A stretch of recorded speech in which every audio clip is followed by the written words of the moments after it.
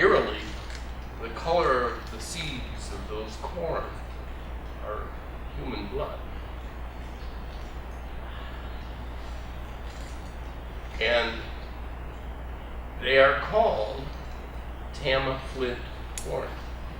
Where is Tama, Iowa is in central Iowa, not Iowa. Iowa. They said they bought their own. I thought you were saying they bought their own iron. Don't get me a passport. You can still go visit there. I'm sure they do well. Oh, my grandma used to call this Indian corn. It's Indian corn. And it's often ground into, powder or, corn muffins or whatever, right? And that's why it's Flint corn. But it came from Tama, Iowa, but was originally from Flint. And that's the medicine wheel of life, right? So this is Tama Flint corn. And I'm really, Are you still using it? yes, actually, my wife and I started a garden project at the Boys and Girls Club here in Flint, and every year we grow seeds that Jerry Youngbear gave to me, and plant the descendants of this corn every year. So Yeah, there were about 60 individuals found in the site. Right. They're all Ojibwa, right? or sock. We don't know Or for sock. sure because And it could go they would much date deeper. from about, what, 1600, 1500, 1400? It's prior to European contact. The sock were here before Europeans arrived. Europeans didn't even know about the sock when they got here. They knew about the Chippewa. And then what time period would that be? The Europeans arrived around the 1600s era, So, but the sock were here well before that. so nobody's done any analysis to find out exactly when? Is that, Nobody's dug deeper to find out exactly what that history is about. And you bring up a really good question, which is why don't we pursue the deeper history of the soil beneath our feet? Why don't we pursue an understanding of the people that gave something that contribute to the quality of life that every one of us in this room and beyond experience? I would think that the Chippewa tribe would fund a study to pursue that, but maybe I'm off base on that. There are tribal differences, and understand that the Ojibwe were aggressors. They confederated with the Huron and the Potawatomi and the Ottawa to wipe out the Sauk from this land because they so lusted for the bounty of game and fish, especially, that were very bountiful in this area. And they succeeded at that genocide, unfortunately, and it drew the Sauk fast and furious out of here even further west. But here's the interesting thing, and I think this is the most important point for us here tonight. When they got what they lusted for, when they got what they wanted, when they gained this birth. The Chippewa and the Ojibwa. Okay. Yes. When the Chippewa and Confederates wiped out the Sauk and pushed the sole survivors out of here, the game dried up. There were no fish. What they wanted most by killing the Sauk disappeared.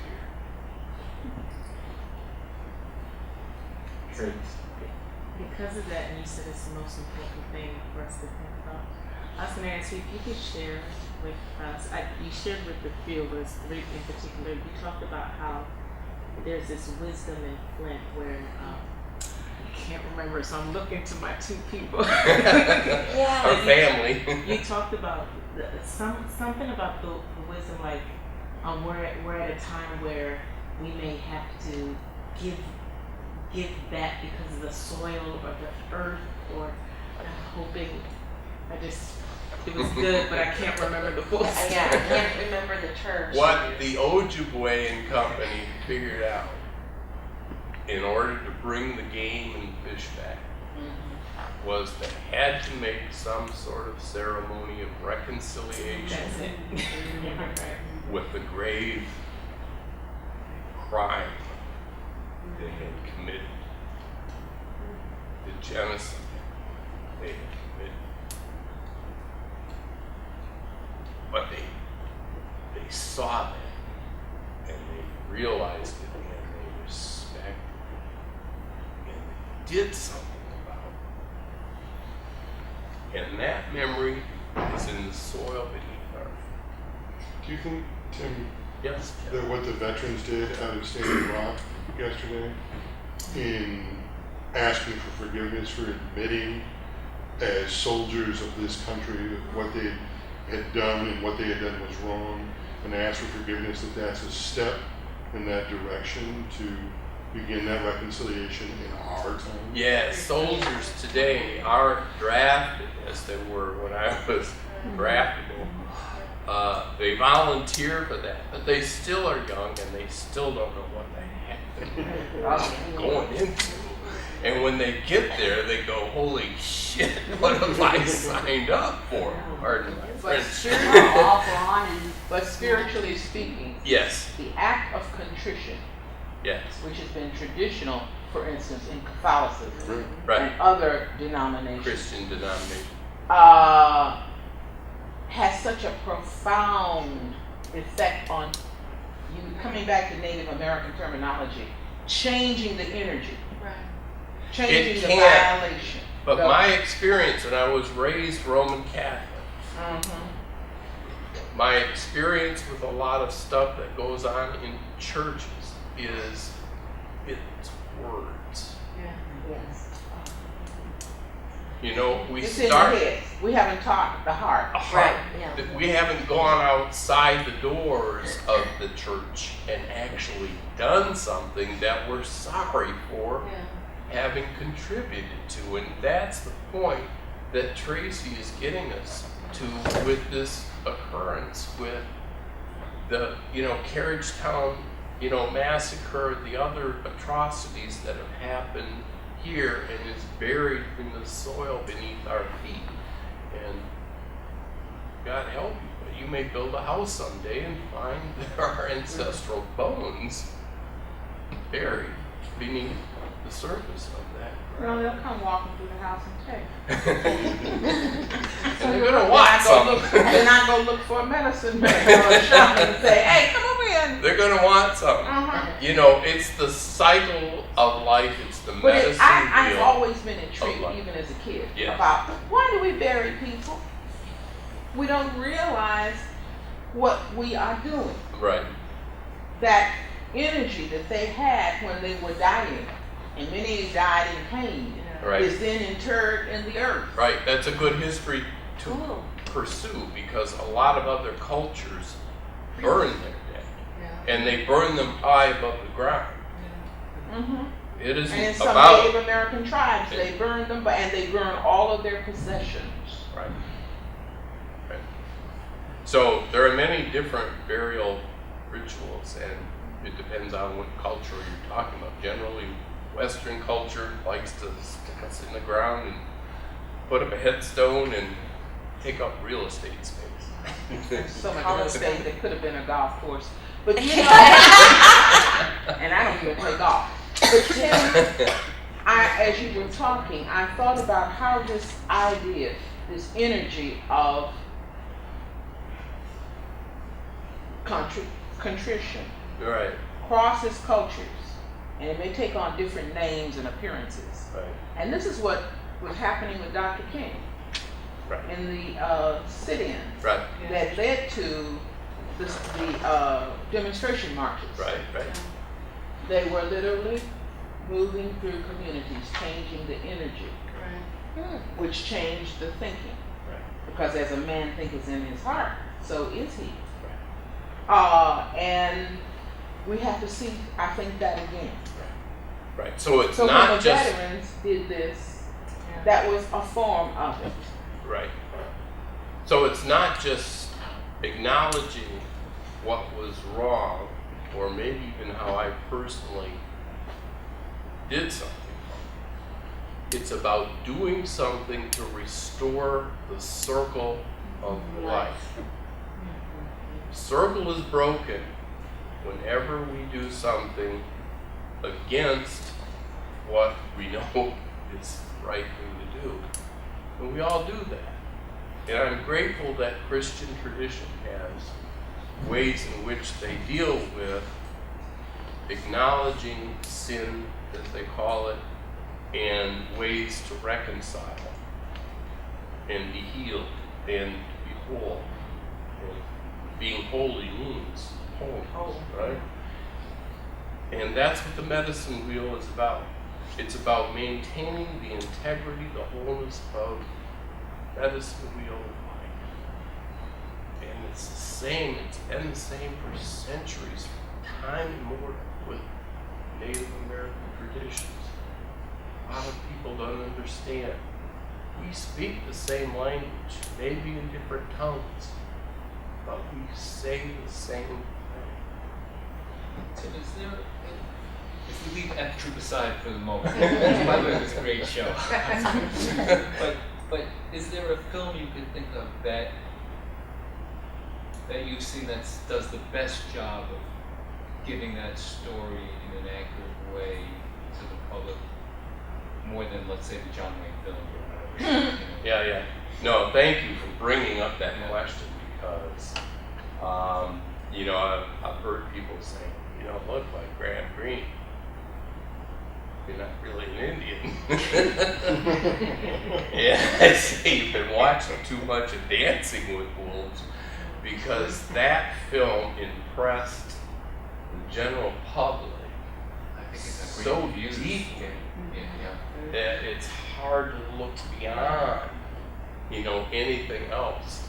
I can't speak for a lot of minor independent things that don't get the big press. Right. There's probably a lot more authentic stuff out there, but I honestly, Larry cannot bring up a specific title to. I would suggest there's a great piece by Sherman Alexie called Smoke Signals. That's good. And I used to use that in my classroom because it talks about Native culture today. Yeah. I think, to me, the damaging piece of Dances with Wolves was that it continues this idea that Native American culture was, Right. not that it is. Right. And we forget that it's still a very strong part of the real world we live in right now. And that's what I loved about Smoke Signals, is that it talks about who Native America is in this world today. And there's a huge divide, even to this day, among Native Americans in their communities about casinos. And there are so many in a camp saying, this will provide money for us to give to our kids and help heal our tribes and so on. And there are others who are saying, swallowing the gold of the white man. And they're very set in traditional ways, and so that tension exists to this day. It Right may up never Mount go Pleasant. away. Yeah, right up in Mount Pleasant with the casino. Right, Soaring Eagle. Where the payout for the members of the tribe, the children get $1,500 a month. Can't even imagine that. Really, as a kid. I don't know how much the adults do, but about 5 years ago, the chief of the tribe held a meeting and decided who was Indian and who wasn't, and he kicked several hundreds, if not thousands of folks off the tribal roads. Right. You don't have to prove, as the woman, the person that you are, who you are. You don't have to carry a card. But Native Americans do. If they want validity, if they want credibility, they carry a card officially stamped by the federal government. Department of Bureau, Interior. yes. Yeah, you are officially an Indian. And if you're like me, I can't prove a lineage. I'm not Indian. That has affected a lot of African Americans from the South. Because in my family, it was my father that it affected. Okay. If he could, his mother died the day she was giving him a going away party to college. And the college that he would have gone to was a land grant college in Mississippi. And under the rules then, I think they're still the same, that if you can prove Native American status to 25%, you can go to college for free. 1/4 Indian. Yeah, Okay. you can go to college for free. Right. So he could have done that, but his father did not know that. And when Mama died, it just all stopped. But there were no cards issued, as you said, where you could say, well, Mama's gone, God bless her, but here's my card. Right. But still, I ran into a Mohawk from New York State who had his card because he was working for the state of Michigan. And I guess it gave them some kind of write-off that they were meeting their quotas. And he was our buildings person, put up our buildings and all of that. The history that I learned from him was, number one, he was Mohawk, raised by the Catholic brothers and priests in New York who Which was discouraged scary them. in itself. Anyway, sorry. True. Who discouraged or prohibited them from speaking their own language. Okay. And so later, many of them gathered and did Cut their hair. carry on, their language and traditions. And he did know his native name. But they're also the tribe that is used the most in constructing bridges. Yes. And he informed me it's because of their sure-footedness. So they would use a lot of them to do the Big Mac. And they did many of the skyscrapers in New York City, Right. and they're very proud of that. Because they do have this extraordinary sense of balance. When I was on sabbatical in 1980 in Montreal, I became very familiar with the Mohawk, and they had a stand down with the Canadian government that summer. And it was a big deal because the Canadian government was going to allow encroachment into sacred grounds to expand a 9-hole golf course into an 18-hole golf course. And the folks in North Dakota that were saying, we're drawing the line. I mean, I had Huey helicopters flying overhead. It was like, really? This is Canada? But it was a serious thing. So occasionally, people do take a stand and for what I consider righteous issues. And currently in North Dakota, that's one of the best because we continue to poison our environment of this planet by letting corporate with big money poison sources around us and say, yeah, all right, go ahead, build your pipeline. No, I don't care how much money you got. That's what those people are saying in the thousands. And I read today, the headline in the Flint Journal today said those same people, many of those same people are coming here to Flint to say no to what's going on with our water situation. Because this isn't just about Flint. This is a national infrastructure issue. We have neglected funding to keep our infrastructure up to date. And it's poisoning our children. It's poisoning our elders. What I find interesting is, yes, we're admitting now that it's poisoning the children. There are 4,000 children in the city of Flint who have lead poisoning. And so even the Genesee Intermediate School District is putting in snacks into the schools to help reduce the lead in the children's Right. system.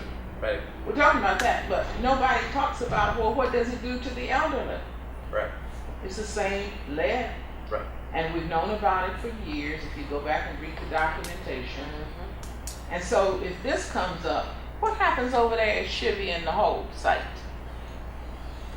Where they tore down the plant and they want to make it into a park, I'm told. Right. They However, planted trees and made it look pretty and however, they were supposed to remove all of that dirt right. But they and didn't. take it and And they sold bring us on clean- the idea that the plants would take care of it. Yeah, right. Well, in a few hundred years, probably they will, but that doesn't help us here and now, and we could take more direct action. You're absolutely correct on that. Yeah.